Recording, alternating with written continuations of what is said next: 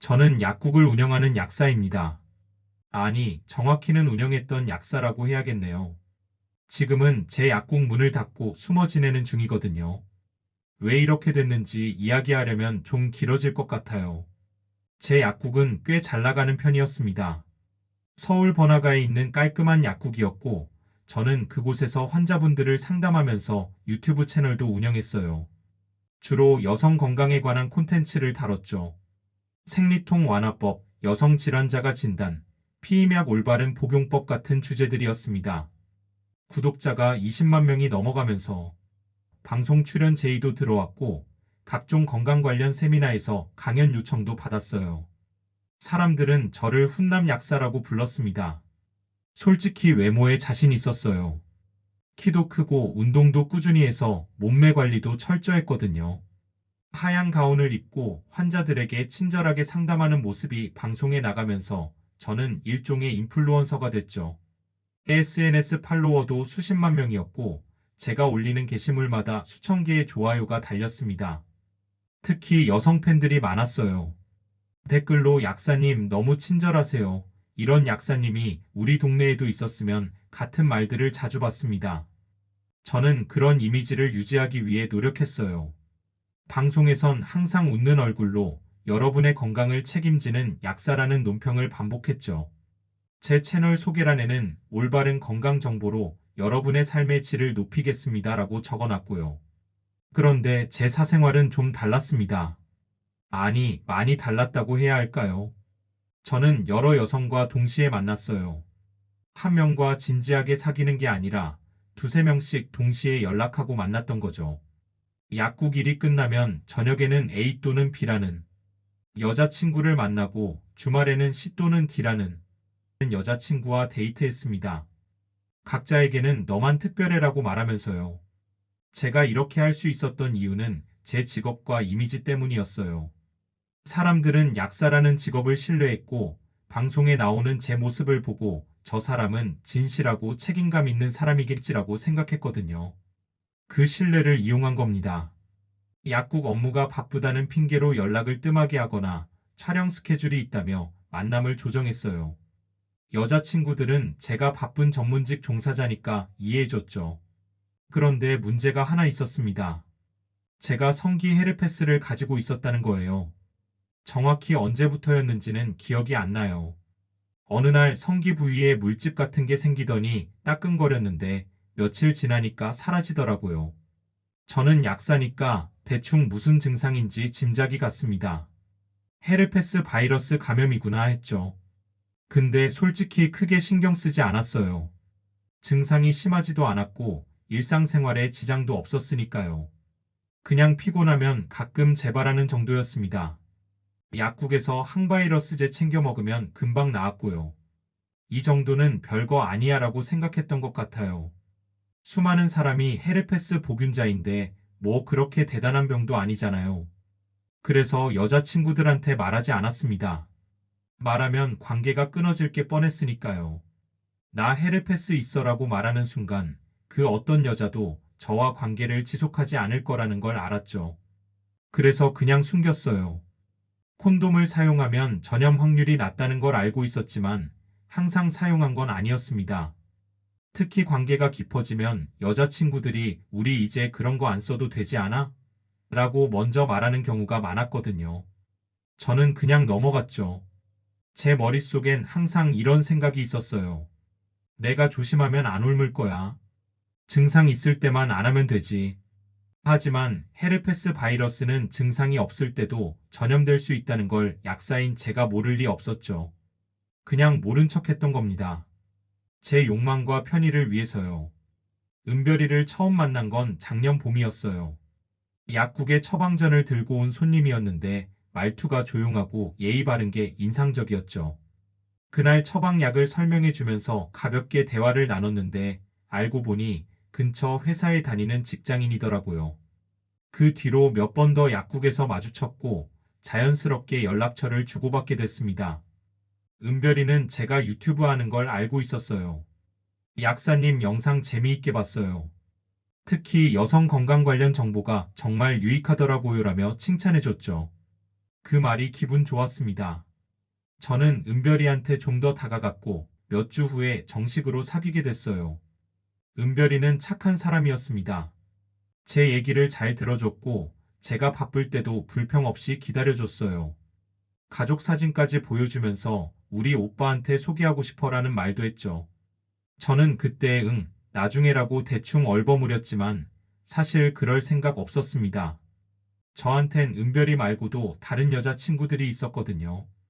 은별이와 사귄 지 2달쯤 됐을 때였나요? 은별이가 전화로 오빠 나 요즘 좀 이상해. 무슨 일이냐고 물으니까 성기 부위가 아프고 따갑다고 하더라고요. 그 순간 제 심장이 철렁 내려앉았습니다. 설마 했던 일이 벌어진 거예요. 병원 다녀와. 산부인과 가서 검사 받아보는 게 좋을 것 같아. 저는 최대한 침착하게 말했죠. 응, 알았어. 근데 오빠도 혹시 검사 받아봐. 저는 알았어. 나도 확인해 볼게. 라고 대답했지만 속으로는 이미 알고 있었어요. 제가 은별한테 옮긴 거라는 걸요. 며칠 후 은별이한테 전화가 왔어요. 울먹이는 목소리였습니다. 오빠, 나 헤르페스래. 의사 선생님이 최근에 감염된 거 같다고 하는데 오빠 말고는 만난 사람이 없는데. 그 말을 듣는 순간 저는 뭐라고 답해야 할지 몰랐어요. 죄책감? 당연히 느껴졌죠. 하지만 동시에 이걸 어떻게 빠져나가지? 라는 생각도 들었습니다. 은별아, 나는 그런 거 없는데. 나도 검사 받아볼게. 거짓말이었어요. 검사 받을 생각도 없었고 받아봤자 양성 나올 게 뻔했으니까요. 오빠가 아니면 누구한테 못 맞겠어? 저는 계속 잡아댔습니다. 나도 모르겠어. 근데 헤르페스는 다른 경로로도 옮을 수 있잖아. 수건 같은 거 공유하면. 물론 거짓말이에요. 성기 헤르페스는 대부분 성접촉으로 전염되는데 제가 약 사면서 그걸 모를 리 없죠. 하지만 저는 계속 발뺌했습니다. 은별이가 제게 실망하는 게 느껴졌어요. 통화할 때마다 목소리에 힘이 없었고 만나자고 해도 나 지금 컨디션이 안 좋아라며 거절했죠. 결국 은별이와는 몇 주 후에 헤어졌습니다. 정확히는 은별이가 저를 떠난 거예요. 오빠 나 이제 힘들어. 오빠가 날 진심으로 대했는지도 모르겠고 이 병 때문에 너무 괴로워. 우리 그만 만나자. 저는 그 말을 듣고 그래 미안해라고만 했어요. 붙잡을 생각도 없었습니다. 솔직히 그때는 이제 골치 아픈 일이 끝났네라고 생각했던 것 같아요. 은별이와 헤어진 후에도 저는 다른 여자들을 계속 만났습니다. 그중 한 명이 다정이었어요. 다정이는 제 유튜브 채널의 열성 팬이었습니다. 댓글도 자주 달고 제가 올리는 게시물마다 반응해주는 사람이었죠. 어느 날 다정이가 DM으로 약사님, 혹시 상담할 수 있을까요? 라고 메시지를 보냈고 그렇게 시작된 대화가 연애로 이어졌어요. 다정이는 저를 정말 좋아했습니다. 오빠는 사회적으로 의미 있는 일을 하잖아요. 사람들한테 도움도 주고 그런 모습이 너무 멋있어요라는 말을 자주 했죠. 저는 그 말이 좋았어요. 누군가 제 이미지를 있는 그대로 믿어주고 따라주는 게 기분 좋았거든요. 다정이한테는 더 신경을 썼습니다. 데이트도 자주 하고 선물도 사주고 SNS에 커플 사진도 올렸어요. 그런데 다정이와 관계를 시작한 지 1달쯤 됐을 때 또다시 같은 일이 벌어졌습니다. 오빠, 나 아래쪽이 너무 아파. 불된 것처럼 따가워. 그 순간 온몸이 얼어붙는 느낌이었습니다. 또야. 또 같은 일이 벌어진 거예요. 다정이가 병원에서 헤르페스 양성 판정을 받았다는 연락을 받았을 때 저는 이미 예상했어요. 하지만 예상한다고 해서 덜 충격적인 건 아니었죠. 다정이는 제게 전화해서 울면서 물었습니다. 오빠, 이게 뭐예요? 의사 선생님이 성병이래요. 나 오빠 말고. 아무도 만난 적 없는데. 저는 또다시 발뺌했어요. 다정아, 나는 정말 모르겠어. 나도 검사 받아볼게. 하지만 이번엔 다정이가 쉽게 넘어가지 않았습니다. 오빠 약사잖아요. 이런 병에 대해 누구보다 잘 알잖아요. 오빠가 알고 있었던 거 아니에요? 날카로운 질문이었죠. 아니야, 진짜 몰랐어. 나도 너무 당황스러워. 거짓말을 계속 이어갔습니다. 하지만 다정이는 더 이상 제 말을 믿지 않는 눈치였어요. 그럼 검사 결과 보여주세요.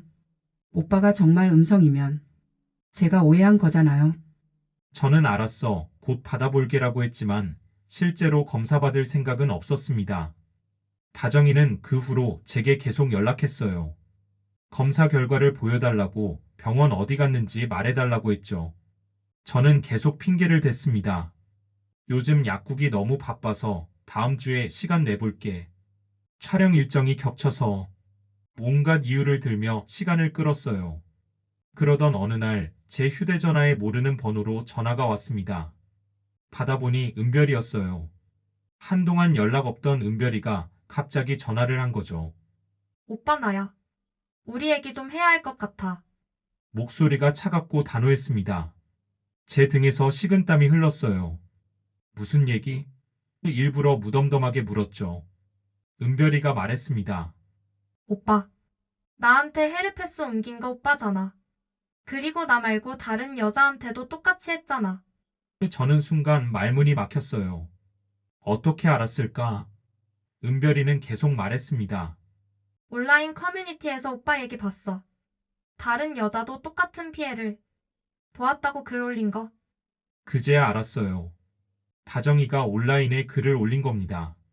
제 실명은 밝히지 않았지만 유명 약사 유튜버라는 표현과 함께 자신이 겪은 일을 상세히 적었던 거죠. 은별이가 그 글을 보고 자기 이야기와 똑같다는 걸 알아챈 겁니다. 은별아, 그건 오해야.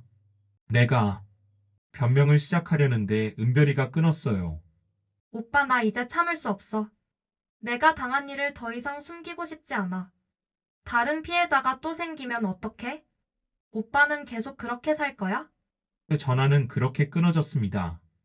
그날 밤 저는 잠을 잘 수가 없었어요. 휴대전화를 들여다보며 온라인 커뮤니티를 뒤졌습니다. 다정이가 올린 글을 찾았죠. 댓글이 수백 개 달려 있었고 사람들은 이런 인간은 처벌받아야 한다. 약사 자격을 박탈해야 한다라며 분노하고 있었어요. 그리고 그 글 아래 은별이로 보이는 사람이 댓글을 달았습니다. 저도 같은 피해를 보았습니다. 그 사람한테 연락하고 싶어요. 제 심장이 미친 듯이 뛰었습니다. 이 상황을 어떻게 수습해야 하지? 머릿속이 하얘졌어요. 그때 떠오른 건 은별이를 막아야 한다는 생각이었습니다. 은별이가 다정이와 연락하면 모든 게 드러날 거였거든요. 저는 은별이한테 전화를 걸었어요. 한 번, 두 번, 세 번. 받지 않았습니다. 문자도 보냈죠. 은별아, 제발 좀 생각해봐. 이러면 나만 피해보는 게 아니라 너도 힘들어져. 다음 날 아침 은별이한테서 답장이 왔어요. 오빠 이제 그만해요. 저는 제가 할 말 다 할 겁니다. 저는 패닉 상태가 됐습니다. 약국 문을 닫고 은별이 집 앞으로 달려갔어요. 초인종을 눌렀지만 대답이 없었죠. 한참 동안 기다리다가 은별이가 나왔습니다. 왜 여기까지 온 거예요? 차가운 목소리였어요. 은별아, 나 진짜 미안해. 내가 잘못했어. 제발 이 일 그냥 넘어갈 수 없을까? 저는 빌다시피 했습니다. 은별이가 말했죠. 오빠 나한테 사과할 생각이 있었으면 진작에 했어야죠. 지금 와서 미안하다고 하는 게 말이 돼요? 나는 평생 이 병을 안고 살아야 해요. 오빠 때문에. 그 말을 듣는 순간 제 안에서 뭔가 무너지는 느낌이 들었어요. 은별아, 내가 정말 잘못했어. 나 죽을 것 같아. 이러다가 나 정말 자살할 것 같아. 극단적인 말이 튀어나왔습니다. 은별이 얼굴이 하얗게 질렸어요. 뭐라고요? 진짜야. 이렇게 되면 나는 끝이야. 약사 자격도 잃고 유튜브도 못하고. 나 어떻게 살아?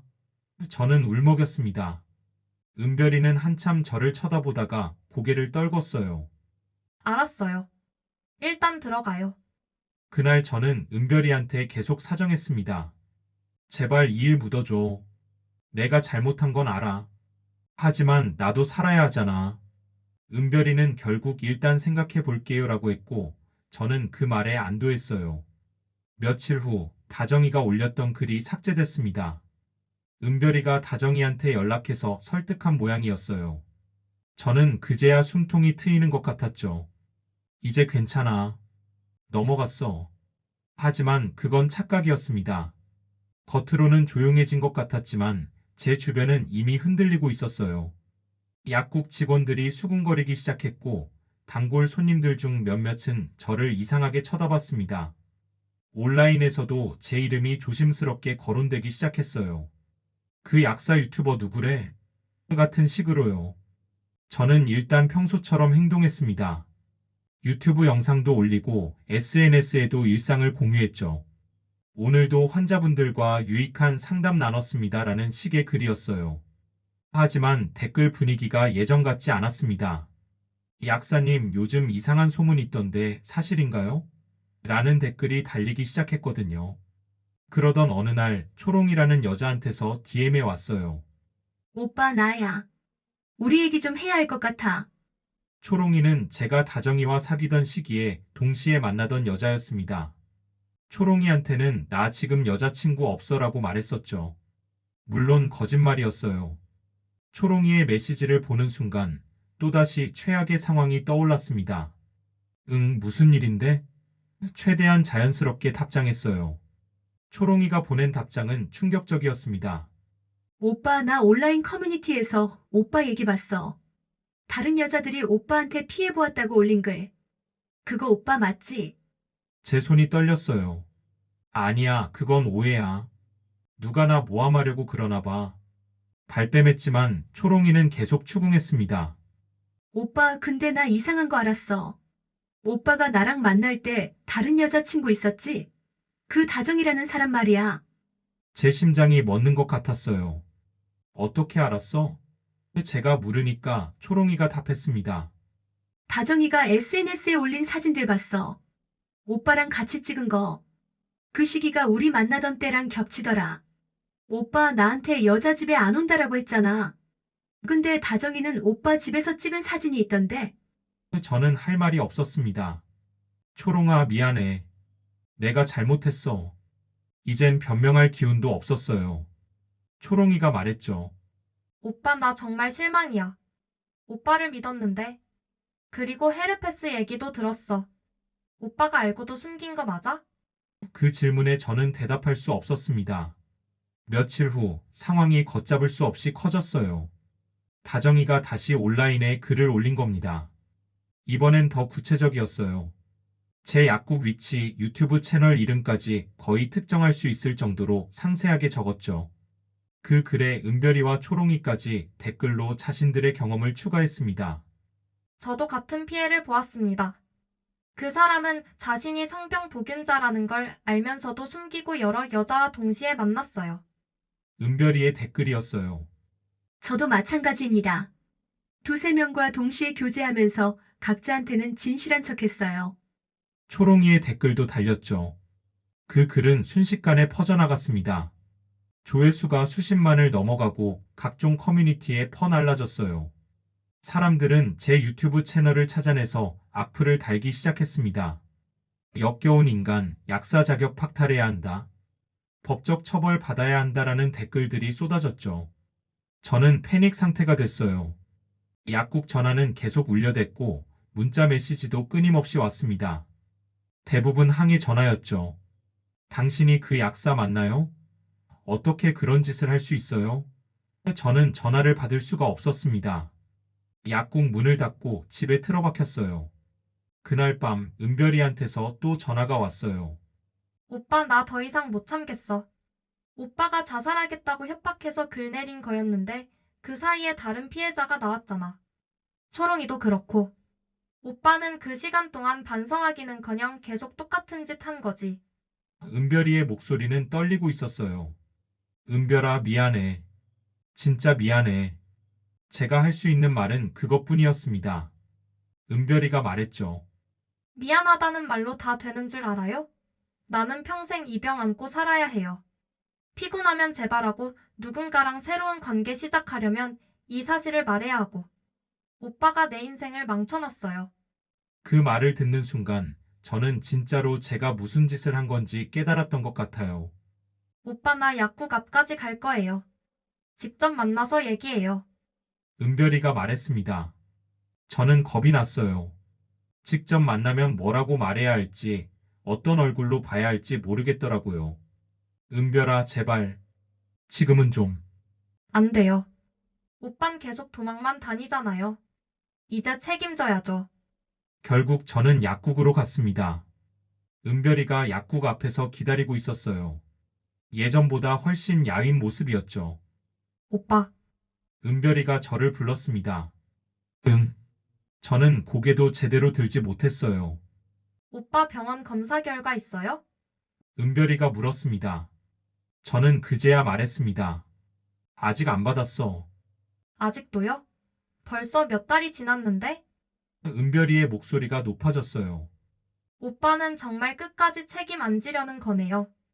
약 사면서 헤르페스가 뭔지 모를 리 없잖아요. 오빠가 복균자라는 거 알고 있었죠? 저는 더 이상 거짓말할 수 없었습니다. 미안해. 알고 있었어. 그 말이 입 밖으로 나오는 순간 은별이 얼굴이 일그러졌어요. 알고도 그런 거였어요? 눈물이 주르륵 흘러내렸습니다. 어떻게? 어떻게 그럴 수가 있어요? 나도 몰라. 그땐 별거 아니라고 생각했어. 증상도 심하지 않았고 내가 조심하면 안 옮을 거라고. 제 목소리도 떨렸습니다. 조심했어요? 콘돔도 제대로 안 썼으면서. 나한테 거짓말하고 다른 여자들이랑도 동시에 만나면서. 은별이가 소리쳤어요.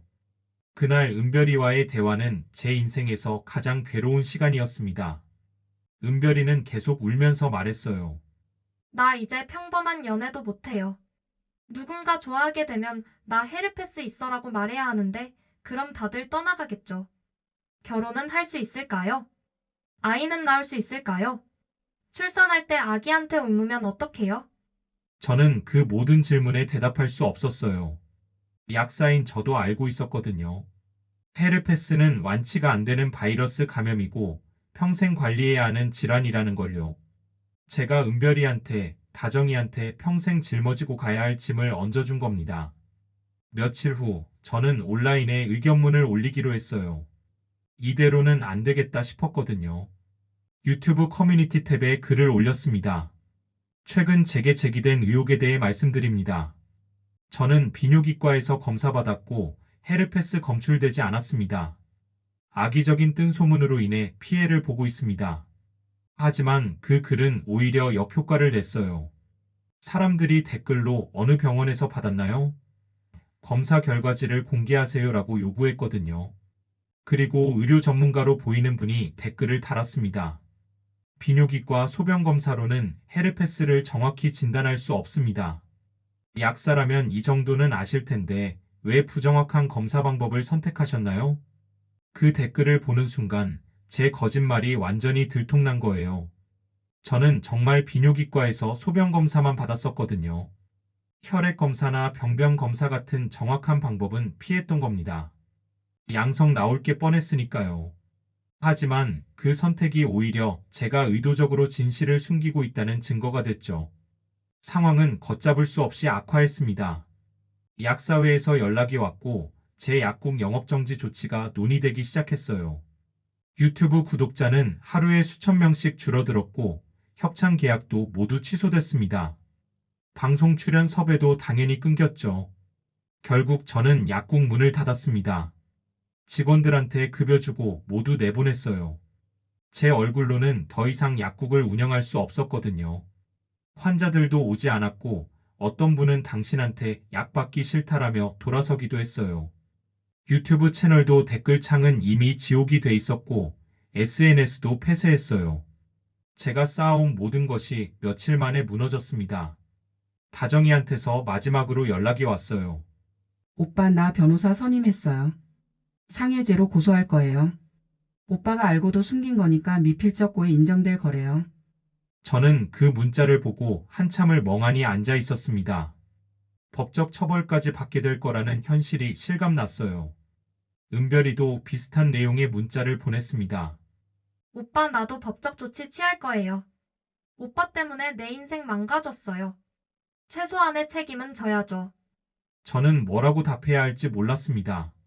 미안해라는 말은 이미 아무 의미가 없었거든요. 지금 저는 원룸에 틀어박혀 지냅니다. 밖에 나갈 수가 없어요. 누가 알아볼까봐 두렵거든요. 가끔 약국 근처를 지나가면 제 사진이 커뮤니티에 올라오고 여기 있다라는 제보가 들어갑니다. 제 인생은 완전히 망가졌어요. 밤마다 생각해요. 왜 그랬을까? 왜 솔직하게 말하지 않았을까? 처음에 은별이한테 나 헤르페스 있어. 조심해야 해라고 말했더라면 어땠을까요? 거절당했겠죠. 하지만 은별이는 적어도 선택할 권리가 있었을 거예요. 저는 그 권리조차 빼앗았습니다. 다정이도 초롱이도 그 외의 다른 여자들도 마찬가지예요. 그들에게 진실을 말할 기회가 있었어요. 하지만 저는 제 욕망과 이미지를 지키기 위해 거짓말을 선택했죠.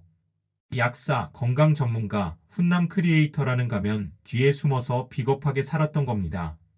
지금 와서 후회해봤자 소용없다는 거 알아요. 은별이는 평생 헤르페스를 안고 살아야 하고 다정이도 마찬가지입니다. 초롱이는 감염되지 않았지만 저 때문에 사람을 믿지 못하게 됐다고 했어요. 제가 그들의 인생에 지울 수 없는 상처를 남긴 거죠. 가끔 제 유튜브 영상을 다시 봅니다. 여러분의 건강을 책임지는 약사라고 말하던 제 모습이 너무 낯설어요. 저는 누구의 건강도 책임지지 못했습니다. 오히려 사랑했던 사람들을 병들게 했죠. 약사로서의 지식은 있었어요. 헤르페스가 어떻게 전염되는지, 얼마나 심각한지 다 알고 있었습니다. 하지만 그 지식을 악용했어요. 이 정도면 괜찮겠지, 증상 없을 땐 안 옮겠지, 라며 자신을 속이고 다른 사람들도 속였던 겁니다. 이제 법정에 서게 될 거예요. 변호사는 입건될 가능성이 높다라고 했습니다. 상해죄가 인정되면 징역형을 받을 수도 있대요. 약사 면허도 취소될 거고요. 하지만 그게 당연한 것 같아요. 저는 전문가의 책임을 완전히 져버렸으니까요. 은별이한테 마지막으로 문자를 보냈습니다. 은별아, 내가 한 짓은 변명의 여지가 없어. 평생 미안하게 생각할게.